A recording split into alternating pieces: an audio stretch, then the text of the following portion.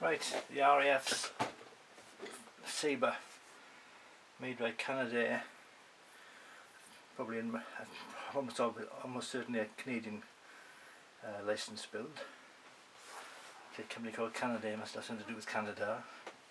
Anyway, I'm rambling already. Yes, the new tool Airfix Canadair Sabre for early RAF service while we were busy rebuilding our aircraft industry. We bought a license built Sabre of American design. It's a good kit, I think. Nice decals and good paint scheme.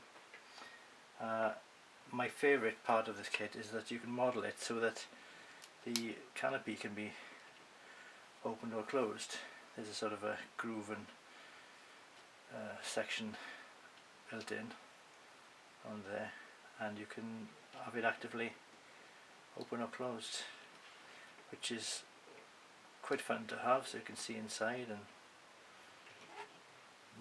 and display it either with the canopy open or closed at different times according to your whim. There's a nice plenty of space going through there too for the engine intake, and there's also enough space inside for putting new weights, whether it's, I usually use plasticine for myself. Underneath you've got a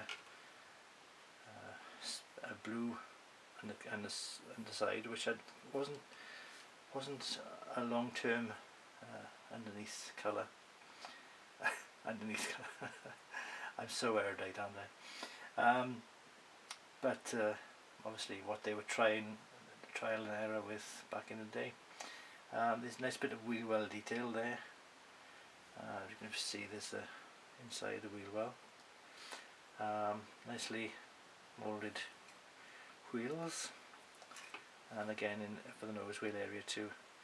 And you've got the nice shark's teeth, or just general teeth decal there, make it look all aggressive and fighty.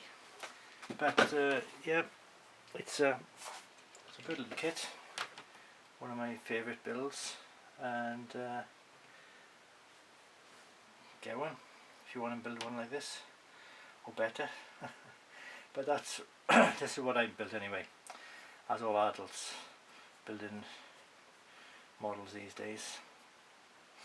I didn't use airbrush, I used painted brush, as I always do, the old hairy stick. But yeah, that's the Canadair Sabre in the RAF which I built.